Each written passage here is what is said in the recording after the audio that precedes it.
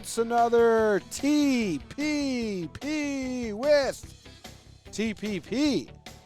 Trevor Plouffe joining us for this one because we're talking about his Twinkies. Yes. You like Twinkies, the snack? You know I don't eat sugar like that. Oh, yeah, the And one I you didn't. did you No, enjoy them? I mean, I'd eat them.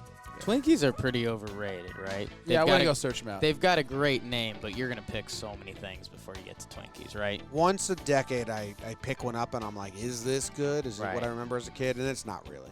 They need a syringe, some Nutella in the middle, and then I'm all there. I mean, it survived the test of time, right? Didn't it go out? Literally. And then it's back? They almost like canceled them, and everyone Yeah. was like, no. They're a post-apocalyptic food, right? They stay good Right. forever. So Yeah, Jake's a post-apocalyptic human. Coronavirus. Load Yeah. up. Yeah, load up. we did that. Got to keep Trevor on his toe. You can't get it if you're the one spreading it. That's Jake's motto. I'm watching where you're putting your hands at all times. Hello. Trevor, Yes. how are you? We're at spring training, and we are doing the Minnesota Twins, a team you played 6 years, 7 years with the org for 12? 6 years, yeah. With the org for 12? I think even longer than that. 13? Yeah, 13. Yeah. Long time. Twins did some work this They offseason. did. So I'm going to just run down the list real quickly for everyone listening at home. Who the Twins gained. They picked up Josh Donaldson on the second biggest contract ever given out. Yep. They picked Pretty up Rich Hill, Homer Bailey, Tyler Clippard's going to the bullpen. Sure. They picked up Kenta Maeda in the trade. Love that. They re-signed Odorizzi. They re-signed Pineda Mhm. and Serge, right? Serge, he's back. My haircut buddy. Yes. Yes, right before We'll you be went in there. connected forever. You will. And that's about it. But that's a lot of people. They traded away Gratterall. Yep. But then they also agreed to another Gratterall on a minor league contract. Juan Gratterall. Interesting. So it might be a Gratterall thing. You always need one around. And Trev. who did they lose, Jake? Who did they lose? They lost our guy, Gibby. Friend of the program. Gibby goes from the Twins to the Texas Rangers. Cron, Scope, Martin Perez, Jason Castro. Dyson. Hildenberger's on the Sox. I didn't know that. Cool. Yeah, we saw him. CJ Crone or Cron? Do you know? Crone. Crony's gone. Cody Allen. Couple dudes. Pineda, Odo, they come back along with Sergio Romo, as mentioned. Trevor, I don't normally do this. It's all you right now. Start with your Minnesota Twins, man. What exactly do you want me to tell you about them? I mean, we saw them last year. How many wins? 103?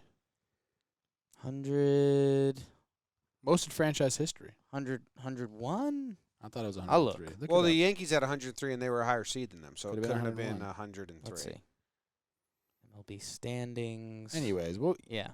They had an awesome year. They were awesome. The Minnesota Twins, a team that for years was like, hey, we'll build something up, but, when Johan's getting close, we got to sell him. They led the league. They broke the MLB record in home runs, yes. and then they signed Josh Donaldson this offseason. Yeah, I mean, when you look back just like the last 20 years of Twins baseball, you had a great run there in the 2000s. 101 last year. 101, okay. Great run in the 2000s when you had Johan, Liriano, Mauer, Morneau, Kadire. The old guard was there. The whole Torrey. bullpen was there. Torrey. You had Joe Nathan. I mean, no. everybody. I had 'em They had there. a great team. They had a lot And it was a lot of guys. fun for Twins fans. They were winning the division every year. Playoffs have always been the problem. Mm-hmm. Or at least lately. They got 2 world championships, but they've been the problem lately. Last and 15 then, years. Yeah. And then a little bit of a lull there, from 2011 to 2016. Not good. We lost a lot of games there, not for lack of effort, but I don't know. I honestly don't know what it was. I think a lot of the times it was our starting pitching. I always say that. Because I don't want to put any blame on myself. Who was I'm sure I had something to do with it. I know we're going historical here a little bit, but I mean, who was good during those years in the AL Central? I mean, the Tigers had a team. The Tigers had were a really very good team good. for a little bit. The Tigers yeah. were very good. We had some Indians teams that were very good. I mean, the Tigers had teams that were supposed to win the World Series. Tigers like had it's a some of the- mistake they didn't. The Tigers had one of the best rosters I think that might have been ever constructed, and they had an Achilles heel, which many teams do, and it was their bullpen, and they could never fix that. And I mean, think about the rotation the Tigers had at that time. You know, you're talking Verlander, Price, Scherzer, Anibal Sanchez, Rick Porcello, really good. It's crazy. And so after that, we had a new regime come in. Yep. And they changed a lot of things, and I haven't been a part of the organization since they came in. But I have seen their moves, and they've done a lot of things that are very smart. But I will say that for all the credit that they're getting, there was already a core in place, and we're seeing that core come up and really be essential. There's been pieces added, people brought in, but this core has really been in the middle, as cores are. By definition. Of this resurgence, and guys that we talk about all the time, you know, Max Kepler, Jorge Polanco, Miguel Sano, Byron Buxton, Jose Barrios. These guys were all there already. Well, right now I'm looking at the lineup, and I think we should start with the lineup because And it's quicker conversation, I think, the they lineup. literally broke the MLB record for Yeah. home runs last year, and then added Josh Donaldson, a former MVP winner. Yes. But man, what you were saying about your core in the middle thing, which was really, really powerful stuff. It was on point. I think as they have the lineup projected right now, 7 out of 9 dudes are either amateur free agents or drafted by the Twins. The two guys that they brought in, Nelson Cruz on a team-friendly contract. That was a great signing by them. They took a little chance on his age, but that's more than, I mean, even if it was just last year, I mean, it's worthwhile. And then they brought in Donaldson, which is incredible. And I think that was the coolest vibe to see around Twins camp because, you know, it's Minnesota, and, you know, we're fighting and we're doing our best, and we're going to try to put a good team out there, eh? But, like, they signed Josh Donaldson. Yeah. Like, they have that core, and they have added to it. In the lineup, right now, the bench has Marwin Gonzalez on it, which, I mean, say what you want about his career and Astros ties, blah, blah, blah, but to have him in that super utility role is what you want Marwin Gonzalez for. And never mind when I'm looking at Kepler, Polanco, Cruz, Donaldson, Rosario, Garver, Arias, Sano, and Buxton. Yes. I mean, however you shape that lineup, which it also has a lot of guys you can move around. I just said Sano 8th. Yes. I sat next to him the other day, and he's 3 of me.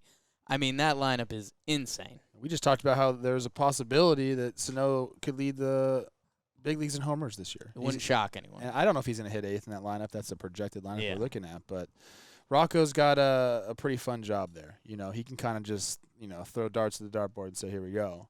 But definitely the lineup's not going to be the problem. They're going to score a ton of runs. They scored a ton of runs last year, hit obviously a ton of home runs. They're going to bring in some more offense with Josh. But I think we're really that JD signing shored up their infield defense, which was a problem last year. Yeah. They needed to have someone, a veteran presence in there, and just kind of correct that.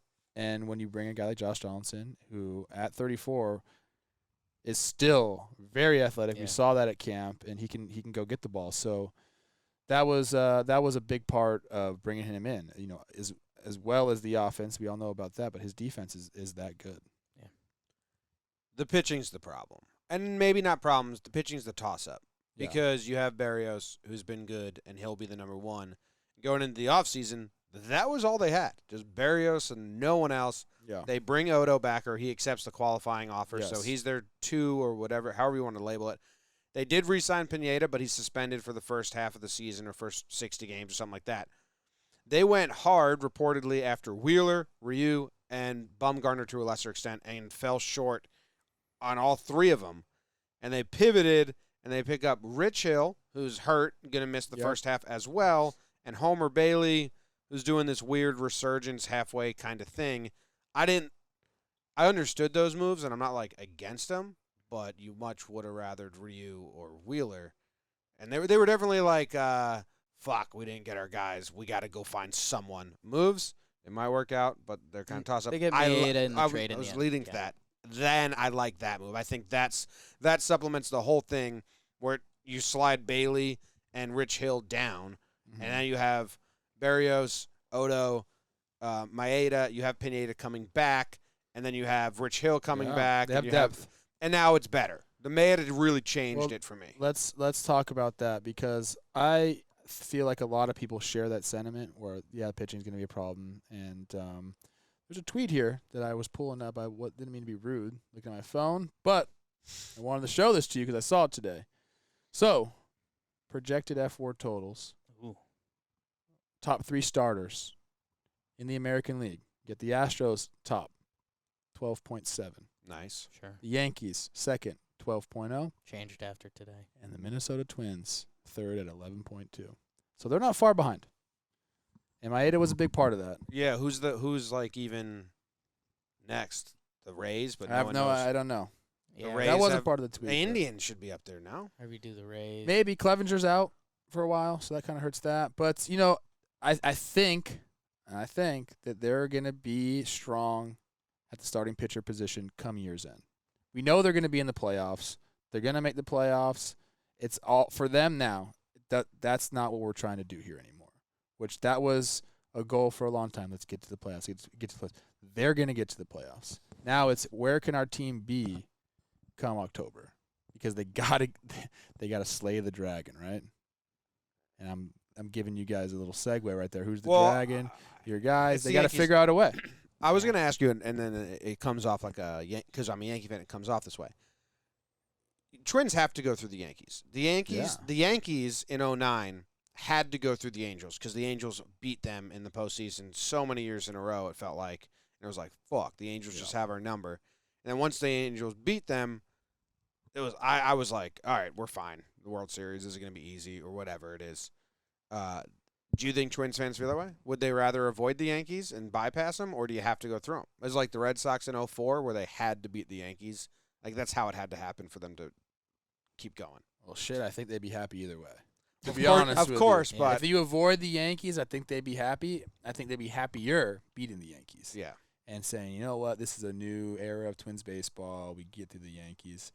And I really do think I don't pay any attention to that shit because they're just different players, different teams. It doesn't just because you lost to a team, 10 years ago. What does that mean for today? But the old players on the Twins did say that, like, it was a thing in their head. Well, that's Back in 2009, 2010. That's them. I don't feel that way with this squad whatsoever. And that's one of the things I like about them and all the guys that I know there, especially that outfield, who I'm very partial to. I love the outfield of Kepler, Buxton, and Rosario. I think it's one of the cooler outfields in the game. These guys all came up together. Yeah. And Max's story is amazing. Buxton's story is amazing. Rosario's story is amazing. Those guys don't give a shit who's out there. Yeah. They don't care about that at all, especially Rosario. That's why he's probably my favorite guy on the team. They don't care about that. And that's what they need, that type of attitude to get past the Yankees, and they have it. Oh, it's funny. I mean, Steady Eddie is way too easy, but, like, Eddie's going to do his thing. Eddie's going to hit some bombs. He's going to be in right field. Buxton, I mean, he was supposed to be the guy. Yeah. Like, the guy in this team, and right now we're talking about him as the ninth hole hitter. Like, hey, if you give us something cool, and, like, he can still be a special dude. Absolutely. And Kepler, I mean, had one of the probably most overlooked seasons last year. So you're right when you talk about that outfield. And I think the bigger thing for me that's making me like the Twins a little more is that, Berrios, he's young and maybe he can take it up another notch. Even if he doesn't, I mean, he's a really good baseball player. Yes. Odorizzi, I mean, he's been through the league a few times Sneaky great now. stats we were just looking at. Yeah, I mean, he could put a season together, absolutely. Maeda, we all like that move. And come playoff time, if Minnesota's there, I don't know if we want to talk White Sox or Indians and any of that stuff. I don't love projections. You go look at any projections. They're a 99 percentile team. I mean, they're a great ball club, and this is what I'll spin it into again, is that Donaldson on the hot corner. We'll see what Sano looks like at first over a full season, ideally. But if you can rake and if those guys can keep you in the game, like that's your identity. Mm-hmm. Like, let's pitch, next guy up. I feel like I referenced the 2018 Red Sox a lot. They did have Sale, but they just had the, like, hey, when they got to the playoffs, we need a dude who's going to get the next 3 hitters out. I don't care if it's David Price. I don't care if it's a bullpen guy. If when Rich Hill comes back and he's healthy, if Homer Bailey, who you have a story about, which I don't know if we want to talk about at the end of this podcast. It might not be podcast appropriate, but love to Homer Bailey. I love Homer. Like, if they can get to that point where we're in the playoffs, our offense is going to do the thing, and then we're just going to have throwers. I guess Brewers would be another analogy. That is not the recipe for success for the Twins. Okay. I don't like that. That's what they did last year, and it didn't work out for them. I still believe They got fucked with Pineda and some other things last year, though. I still believe that there's a move to be made. And we know that in this day and age, when teams are kind of out of it, they start to let players go at the deadline. There's going to be guys available. One of the guys we saw today, Chris Archer, I think is going to be a target for them. But I believe at the trade deadline, they are going to go get somebody. Now, they're going to have to compete with the Yankees, who are probably going to have to go get somebody too. Sure. But I think there's still a move that's going to be made. They have the farm system to go out and get guys. But what I would say is we'll see who's available at the deadline. Yeah. What I'd say is, I mean, what if it's not somebody above Barrios? I think he's kind of the clear one if everything goes right for the Twins. Yeah, he's an ace. Right. He's an ace. I don't know why you guys. It's Barrios, kind of like Aaron Cheney. Okay. So we'll say Barrios. Barrios? Yeah. Not Barrios? Yeah, I used to say that too. Barrios. It's Barrios. Yeah, that was Barrios. us being white. Yeah. But I mean, he's an ace, dude. I don't want you to shortchange him whatsoever. So Like, you're he's not the real expecting deal. them to get someone better than Barrios. It'd be hard. He's a really Right. good pitcher. Okay.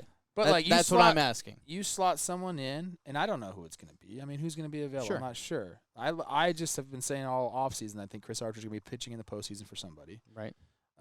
But who knows who it's going to be? But Right. they're going to. I believe they'll go after an impact arm at some point during the season.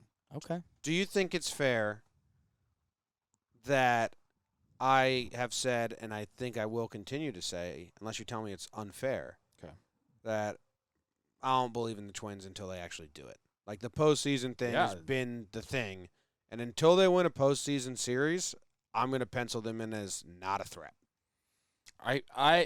I say that about a lot of teams, so like I know I'm biased here. So I agree with you. Like I'm okay with that. They have to go out and do it, and they know that. And last year, That's what we talked about last year earlier. I didn't buy them from any. I think Jake was telling me, like in June, like, hey, the Twins are going to be good, and I was like, no way, because they had a losing record against good teams. They were the only team in the playoffs that had a losing record against good teams. Okay. So I'm going to look at that this year. Yep. Because their division got better. I know you don't fully believe in the White Sox. I like what the White Sox did.